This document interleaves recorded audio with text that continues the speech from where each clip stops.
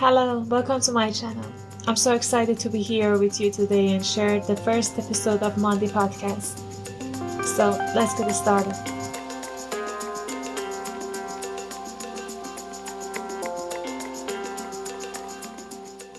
Does premarital sex help us make the right decisions for our married life, or does it expose us to serious problems?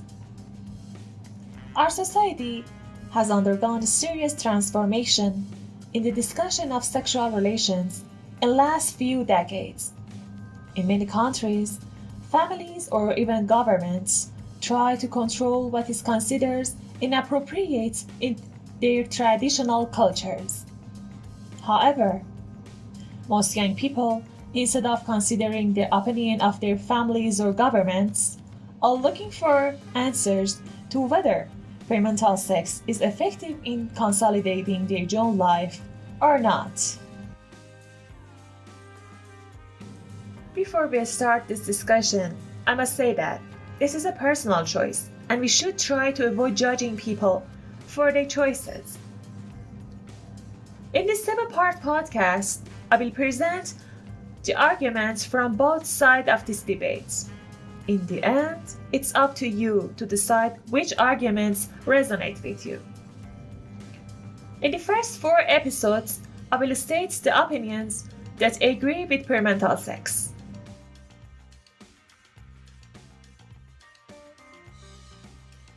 The sexual act is purely mechanical, and the sexual relationship involves both mental and physical aspects.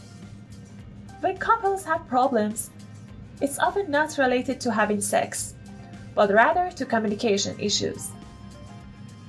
Having sex before marriage can help couples get to know each other better and understand each other's personalities. This is because we are not just talking about 2 bodies, but 2 people who each have a past, a family, and a job, which all have a direct impact on their communication. Additionally, we live in a society where billions of people are still involved in their stereotyped religious and cultural manners, which can cause us to constantly self-censor and not know what we truly want. Furthermore, phenomena like pornography have added to the complexity of sexual relations. Now, you want to share these desires with someone who you have no sexual knowledge of, and according to the commitments you have made, you must experience sexual relations with him or her for the rest of your life. This can lead to problems in the future. Currently, our biology doesn't define our sex, but sexuality is part of our identity. In fact, people define themselves by their sexuality. As a result, many things have changed. And when we look at this issue as identity issue, or something that a person defines themselves in, it breaks all the old structures. The basis of sex and love is opposite to each other, because love involves ownership, whereas sexual desire is based on wanting. Sometimes you can love a person, but not have a sexual desire for them. This means that you are compatible with the other person mentally, but your bodies are not compatible. You may not like the other person's body shape or the smell of their body.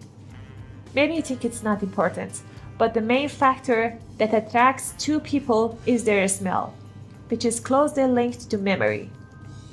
So, if you not have had the experience of being together before marriage, you may face problems. Apart from sexual attraction, human sexual desire is not the same and may not match. In the past, this wasn't an issue because men controlled sex, and whether a woman wanted to have a relationship or not, she had to go along with her husband's plan. Many times, she didn't enjoy it at all and forced herself to do it.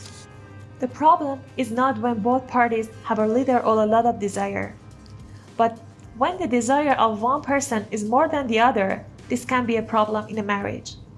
Finally, two people who have no knowledge of their spouse's sexual desire get married, and it may turn out that one person has less libido than the other. The worst option is when the person with less libido is a man, as the pressure from his wife as someone who needs a relationship on the one hand, and the pressure from society on the other hand, can destroy him. This can cause him to think that he's really defective, as music, media, and social media all promote sex for men. The man suddenly finds himself in bed with a woman who is constantly attracted to him, but he doesn't have the level of mutual attraction.